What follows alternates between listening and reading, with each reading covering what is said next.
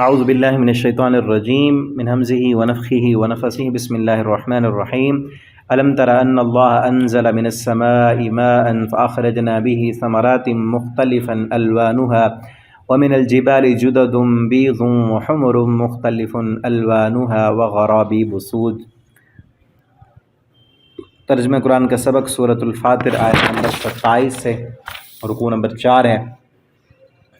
فرمایا الم تر ان اللہ، کیا نہیں دیکھا آپ نے کہ بے شک اللہ تعالیٰ انزل من السماء، نازل کرتا ہے آسمان سے، مان پانی۔ ایک اور انداز ہے اللہ کے سمجھانے کا کہ اللہ تعالیٰ کس طرح آسمان سے پانی نازل کرتے ہیں، بارش نازل کرتے ہیں۔ فاخرجنا به ثمرات، پھر اس کے ذریعے نکالتے ہیں، اخرجنا ہم نکالتے ہیں، بھی اس کے ذریعے، ثمرات پھل، مختلفا الوانها مختلف ہیں ان کے رنگ، کہ ان پھلوں کے رنگ مختلف ہیں۔ مٹی تو ایک جیسی ہے، بارش کا پانی بھی ایک جیسا ہے، لکڑی بھی ایک جیسی ہے، لیکن پھلوں کے رنگ مختلف ہیں۔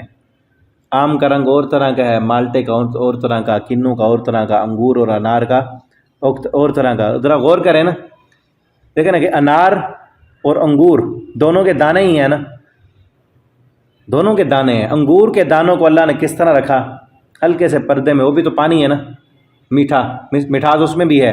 اور انار کا دانہ اللہ نے کتنی تہوں میں چھپا دیا، غلافوں میں اس کو لپیٹ دیا ہے، وہ بھی پانی، وہ کتنے غلافوں میں لپٹا ہوا ہے۔ اور یہ انگور کا دانہ ہلکا سا پردہ ہی ہے۔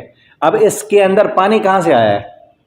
انگور کا گچھا اٹھائے نا، اتنی پتلی سی ٹہنی ہوتی ہے، بالکل پتلی سی بیل، اس کے اوپر اتنا بڑا سا گچھا، بلکہ آدھا کلو کا گچھا، یہ اتنی سی پتلی سی ٹہنی کے ساتھ وہ لٹکا ہوتا ہے سارا۔ اس پتلی سی ٹہنی کے اندر اتنا پانی کہاں سے گیا؟ میٹھا کہاں سے گیا؟ رنگ کہاں سے گیا؟ وہ رب ہے نا بھرنے والا، اس کی کاریگری، اس کی جو اتنی پتلے اس میں کوئی سوراخ ہی نہیں ہے، اس کو توڑا نا وہ بالکل خشک ہوئی ہوتی ہے، وہ ٹہنی جس پہ وہ لگا ہے انگور کا گچھا، وہ تو خشک ہے، نیچے تنا بھی خشک ہے۔ جو رب اس خشک ہلکی سی پتلی سی ٹہنی میں وہ پورا پانی بھر سکتا ہے، خوراک پہنچا سکتا ہے، اور اس میں ذائقہ بھی اور اس میں مٹھاس بھی پہنچا سکتا ہے، وہ ہماری زندگی میں بھی مٹھاس ڈال سکتا ہے، وہ ہماری زندگی میں بھی، ٹھیک ہے نا، روحانیت ڈال سکتا ہے۔ اس کے ساتھ یہ ہے کہ جڑی ہو، وہ ٹہنی جڑی ہوتی ہے نا درخت کے ساتھ، کہ اس رب کے ساتھ ہمارا تعلق بھی مضبوط ہو۔ وَمِنَ الْجِبَالِ، اور پہاڑ، جُدَدٌ بیض، ان کے رنگ بھی مختلف ہیں، جُدَدٌ مختلف ہیں، بیض کچھ سفید ہیں، وحمر اور کچھ جو ہے زرد رنگ کے، مختلف الوانها مختلف ہیں ان کے بھی رنگ، وغرابیب سود، اور کچھ بہت گہرے، غرابیب بہت گہرے، سود سیاہ رنگ کے۔ پہاڑ کچھ سفید ہیں، سفید پہاڑ دیکھیں، خصوصاً پہاڑوں کے اوپر جب برف جمی ہو نا، دور سے کس طرح چمک رہے ہوتے ہیں سفید، اور کچھ زرد رنگ کے، بالکل سنہری کلر کے بھی ہوتے ہیں، بالکل کچھ کالے سیاہ، یہ بھی اللہ تعالیٰ کی۔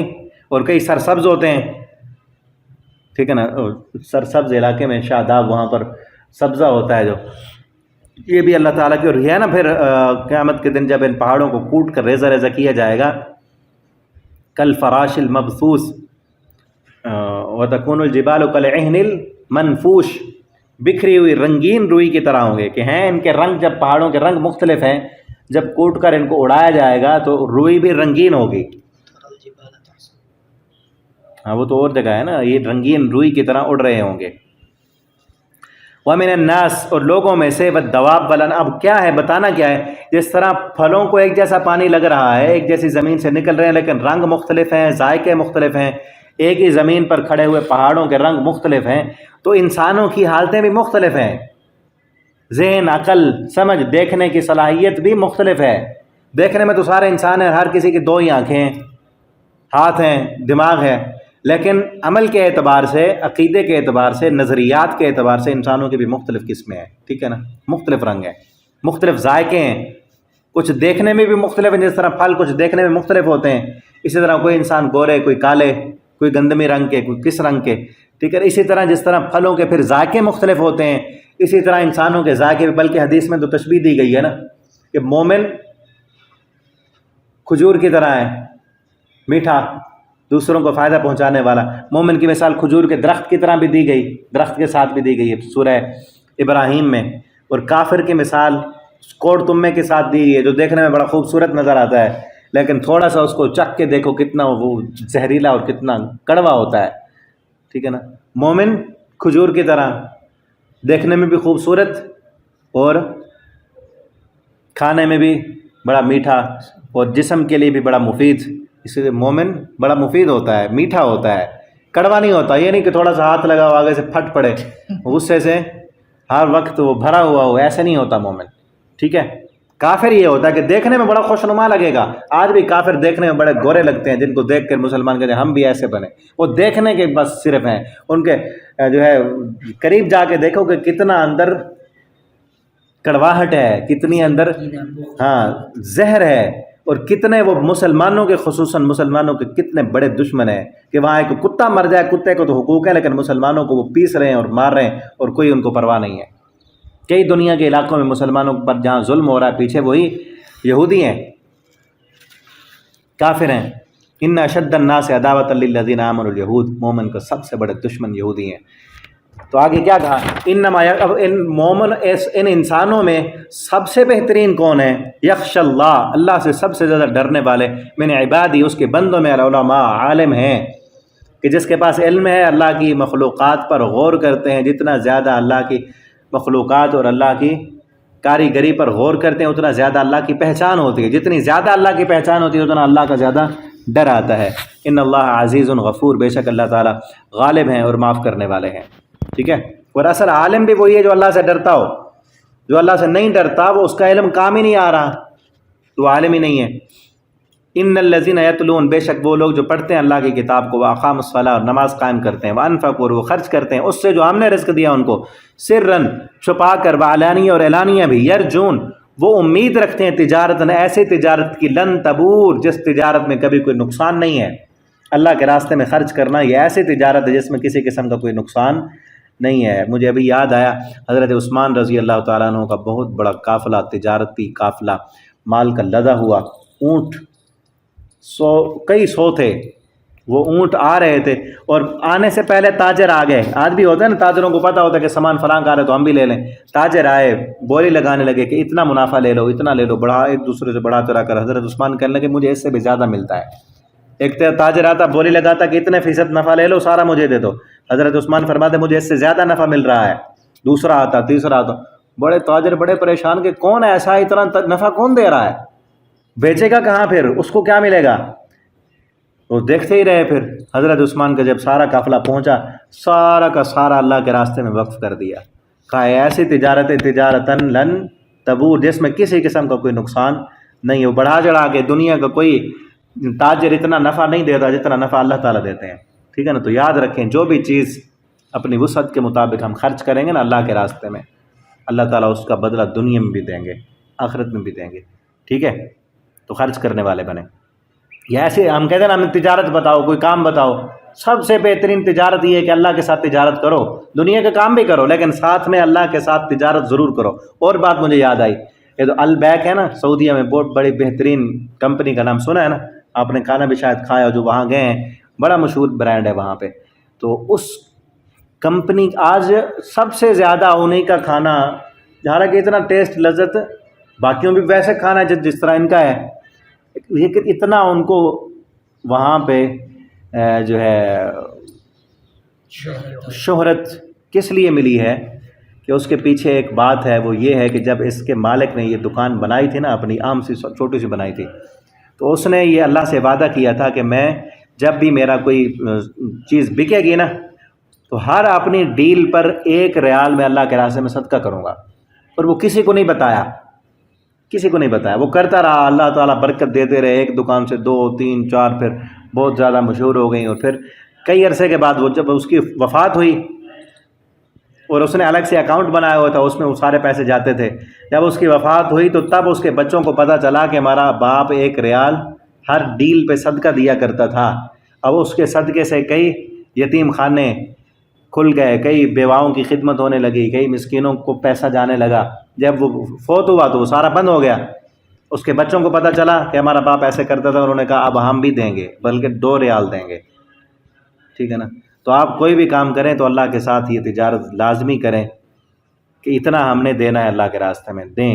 تو اس کے بدلے میں کیا ہوگا؟ دنیا میں بھی اللہ لوٹا کر دیں گے، آخرت میں بھی دیں گے۔ ایسی تجارت ہے جس میں کسی قسم کو کوئی نقصان نہیں ہے۔ لیوفیہم اجورہم، تاکہ اللہ پورا پورا دے ان کو ان کا اجر، ویزیدہم من فضلہ، پورا پورا دنیا میں بھی دے گا، زیادہ دے گا اپنے فضل سے اور زیادہ دے گا۔ انہ غفور شکور، بے شک وہ بہت بخشنے والا، بہت قدردان ہے۔ والذی اوحینا الیک، اور وہ ذات جس نے وحی کی،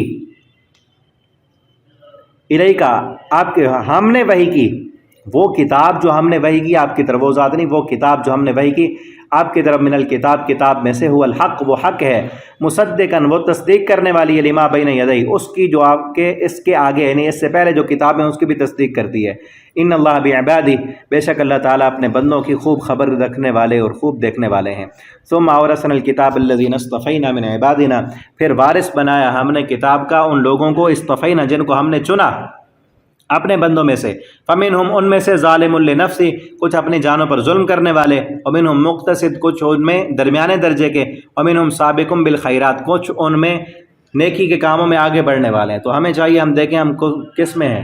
ظالم لنفسہ سے مراد وہ ہیں جو گناہ کرتے ہیں، جن سے، بلکہ بعض مفسرین نے لکھا ہے کہ جن سے صغیرہ گناہ ہو جاتے ہیں۔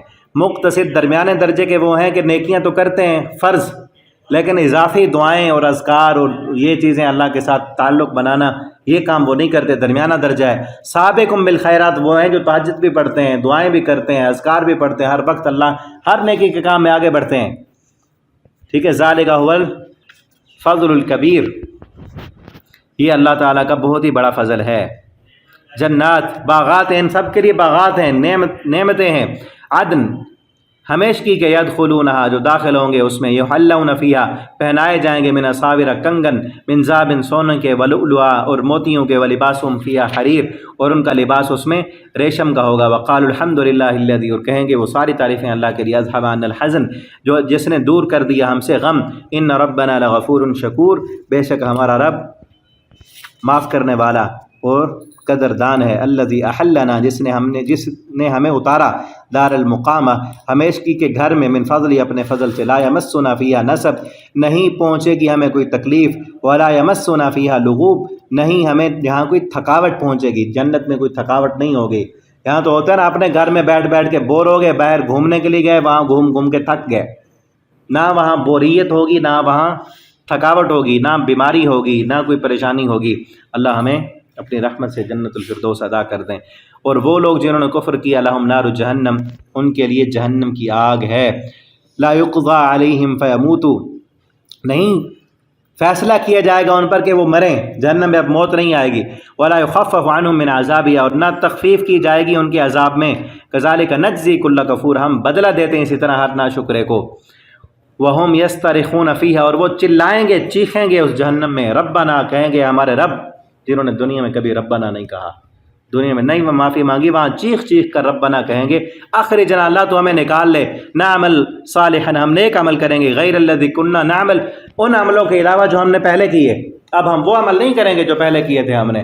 اولم نعمرکم، کو کیا کہا جائے گا، اولم نعمرکم، کیا میں نے تم کو عمر نہیں دی تھی، تمہیں زندگی نہیں ملی تھی، پہلے موقع نہیں دیا تھا، تمہارے پاس میرے فرشتے، میرے رسول، میرے پیغمبر، میرا پیغام بتانے والے نہیں آئے تھے، ما یتذکر فی، جس میں تمہیں نصیحت کی گئی، من تذکر، جس بندے نے نصیحت حاصل کر لی، وجاءکم النذیر، اور آ گئے تھے تمہارے پاس ڈرانے والے، فذوقوا، پس چکھو تم اب، فما للظالمین من نصیر، پس نہیں ہے ظالموں کے لیے کوئی مددگار۔